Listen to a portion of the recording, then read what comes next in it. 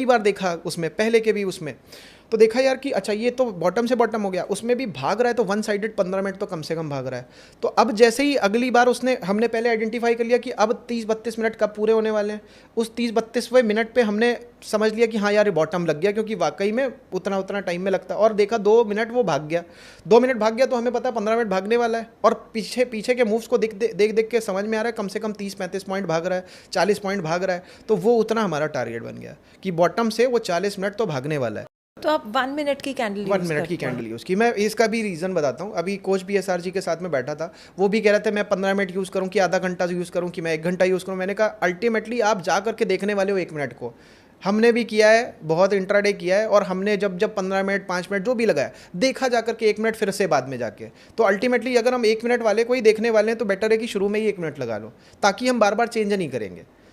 और अल्टीमेटली अगर 1 मिनट लगा भी रहे हैं तो वहाँ पे हम देख लंबे टाइम को रहे हैं, जैसे कि 30 मिनट्स में एक बॉटम बना रहा है तो उतनी देर तो मेरे अंदर पेशेंस है, मैं अंदर इसमें डीप नहीं एकदम से कूद नहीं रहा हूँ। मतलब आप बेसिकली 30 मिनट की कैंडल को का नहीं, बॉटम कैंडल को नहीं 30 मिनट्स आप एक टारगेट लेते हैं कि 30 मिनट्स तक अगर एक चीज़ का लो नहीं कटा है तो उसमें बाइंग आ रही है। नहीं, बॉटम से बॉटम अगर आप निफ्टी का चार्ट अभी भी सब लोग देख लें जा करके, तो आपको मिनट का चार्ट लगाओगे तो 30 मिनट, 1 मिनट जहाँ पे एक बॉटम लगा है उसका अगला बॉटम देखो कहाँ बन रहा है, 25 मिनट से 35 मिनट के अंदर बन रहा होगा। अगर ये बार कहने का मतलब स्विंग लो या सिमिलर बॉटम? सिमिलर बॉटम नहीं, स्विंग लो।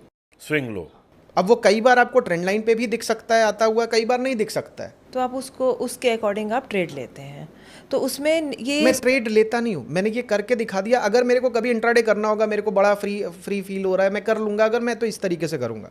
तो रुचिर जी, आपने जब ट्रेडिंग शुरू करी तो आपने कितनी कैपिटल से इंट्राडे में शुरू करी और आपने क्या रिटर्न निकाला? अगर आज कोई करना चाहे, मान लीजिए मैं ही करना चाहती हूँ, तो आपका जो मेथड है मैं उस पर वर्क करना चाहूँ तो मिनिमम मुझे कितनी कैपिटल की रिक्वायरमेंट है? देखिए अब यहाँ पे जैसा कि दीपक जी ने पूछा था उस पे भी आऊँगा, और इंट्राडे को मैं बिल्कुल मना करूँगा। उसका रीज़न है, इंट्राडे में क्या प्रॉब्लम्स हैं वो लोग आइडेंटिफाई नहीं कर पाते हैं। पहला तो एक ब्रोकरेज में बहुत पैसा जाता है। कई बार ऐसा होता है कि आप एक ट्रेड मारते हो उसमें नुकसान होता है, दूसरा ट्रेड मारते हो उस नुकसान को कवर करने के लिए, और उसी दिन आपके इतने ट्रेड्स रिवेंज ट्रेड पड़ जाते हैं, फिर वो ओवर ट्रेडिंग में बदल जाता है।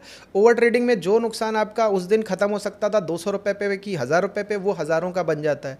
तो उस चीज़, और ये कैपिटल की तो कोई बात ही नहीं है। मैं बता रहा हूँ इंट्राडे में मैंने बहुत सारे लोगों को देखा ज़्यादातर नुकसान करते हैं, चाहे वो इक्विटी में कर रहे हो, चाहे फ्यूचर में कर रहे हो, चाहे ऑप्शन में कर रहे हो। तो अल्टीमेटली सबसे पहला डिसीजन जो लोगों को लेना चाहिए मेरे हिसाब से, अगर बिगनर है, सबसे पहली चीज़, एक प्रो बंदा तो शायद इंट्राडे कर ले बड़े आराम से, लेकिन वो भी है कि कितना टाइम उसका लगने वाला है।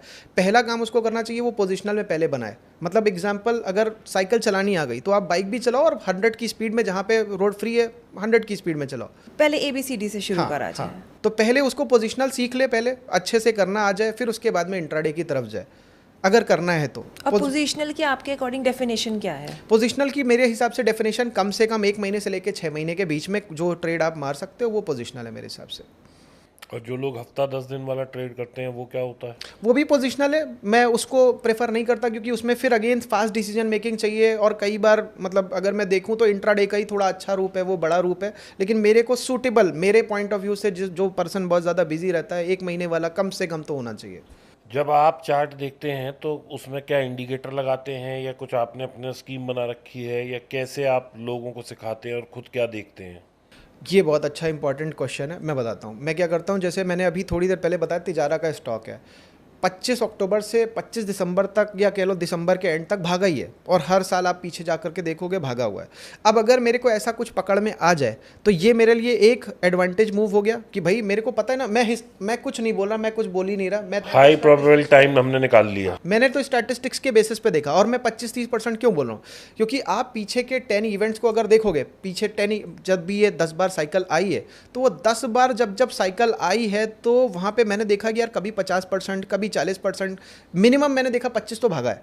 वो 25 मेरा टारगेट बन गया। तो अब 10 में से अगर वो 8 बार भी भागा या 9 बार भी भागा, 2 बार फेल हो गया, तो भी 8 में, मतलब अगर आप ये देखो 8/10 अगर करो 80% प्रॉबिलिटी, 80% प्रॉबिलिटी है कि भाई 25% भागने वाला है। और हमें कहाँ मिलते हैं ऐसे स्टॉक्स?